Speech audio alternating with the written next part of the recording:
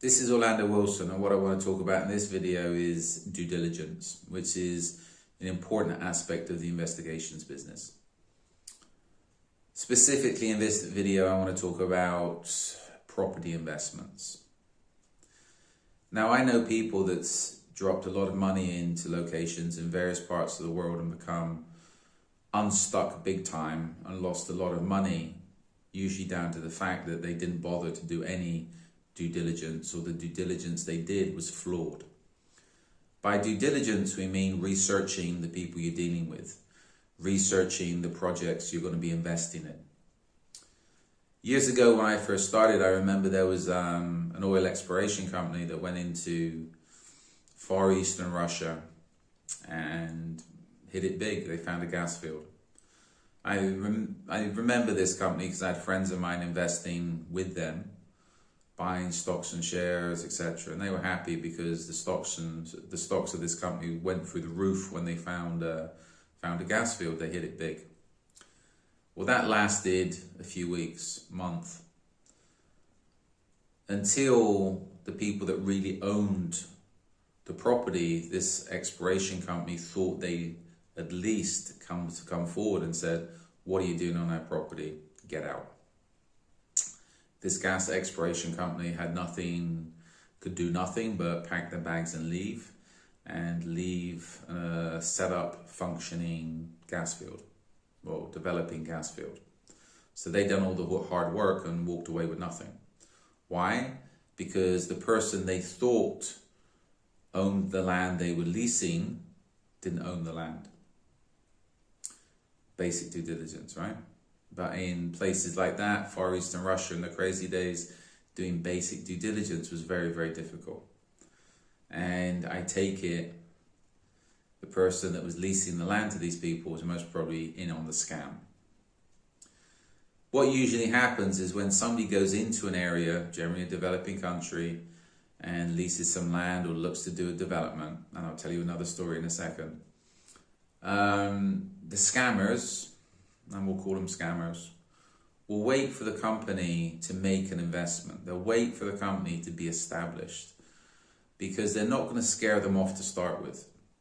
Once a company, an investor, has put money into a project, they're more likely to try to cut a deal rather than cut and run. That oil company, the exploration company, they cut and run because, how can I put it, the scammers had already had everything they wanted from these people. They had a gas field set up. It was found, it was located. It was about to start production, if I remember right. And thank you very much, goodbye. Now, let's jump forward 20 years. I was doing a project in Dominican Republic. Went in for this project, security manager with another guy. Again, big investment. They want to develop a marina, etc., etc., luxury condos, Caribbean dream. Anyway, we told these people that their investment stunk. There was going to be problems. They needed to rectify things. The lawyer was unheard of. Nobody knew him. Way out of his depth dealing with the type of investment project these guys wanted to do.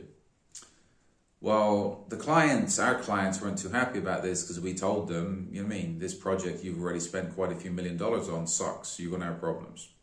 They didn't want to hear that. And this is where, with a lot of people, what prevents them from doing proper due diligence is their egos. They might meet somebody they want to invest money with or talks them into investing money. They go out to dinner, they become friends. In this case, with Dominican Republic, the lawyers were all over the client's representatives in Dominican. So they were best friends. So they don't want people like us turning up and saying, you know what, that person that's your best friend that takes you out to dinner once a week, he's going to rip you off. People don't believe that. Now, think about it from a business perspective. And if you're going to invest, if you're going to do a deal to make a couple of $1 million, how much time and effort are you going to put into that deal? How much time and effort are you going to put into planning and preparation, etc. A lot, right? Well, these scammers will put in just as much planning and preparation, if not more, to scam people out of quite a few $1 million. That project in Dominican Republic crashed a few months later. Why? Same thing has happened with the oil exploration company in Russia. Out of the woodwork came how many people saying, what are you doing on our property? As soon as they started to invest big money, all the little roaches come out of the woodwork asking for their percentages. What are you doing on our land? We want this, we want that. The project crashed. But I'm sure the lawyers walked away with quite a few $1 million, and I'm sure they were happy. So that's just two stories. Whenever you or your clients are looking to do any type of investments, ensure you check out thoroughly. Ensure your clients check out thoroughly the people they're dealing with. If you're going to buy property, if they're going to buy land, ensure you know who owns the land. And I've said this to some people over the years and they've been, oh yeah, sure, no worries, we know this, we know everything. That company in Dominican Republic, they knew everything. Of course they knew who owned the land. Yeah. Until a few months later and people turn up a document saying, what are you doing on our land? So little things which people think are obvious to be checked out, make sure they're checked out in detail. And not just what a lawyer says. People physically go, you send out third parties to go and verify whatever lawyers are saying, etc. Everything is checked out, checked out, checked out. A little bit of background work, a little bit of work can save people millions of dollars. One of the other issues is a lot of clients think, as I said, egos, they think they're clever and they don't want to do the background work.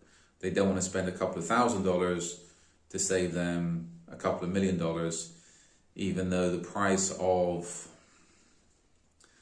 verifying due diligence and doing proper due diligence for most big investments is what, a couple of lunches, a couple of dinners at what, $500 a person a head. So, you know what, a few bottles of wine and you can verify that your investment is going to be going good. So, a couple of stories on due diligence as far as property is concerned. I'll be talking about a couple of other issues in other videos to do about due diligence. But with all this, always verify who you're dealing with, always verify the facts. And if people put facts on your table, you send somebody out to verify the person that gave you those facts is actually giving you the facts and not some BS that they've made up. Trust no one. I'll be putting out, as I said, more of these videos and interviews with some interesting people in the near future. So follow me on social media. If you have any questions, please feel free to reach out to us. And remember, we provide a full range of international investigation services, including due diligence.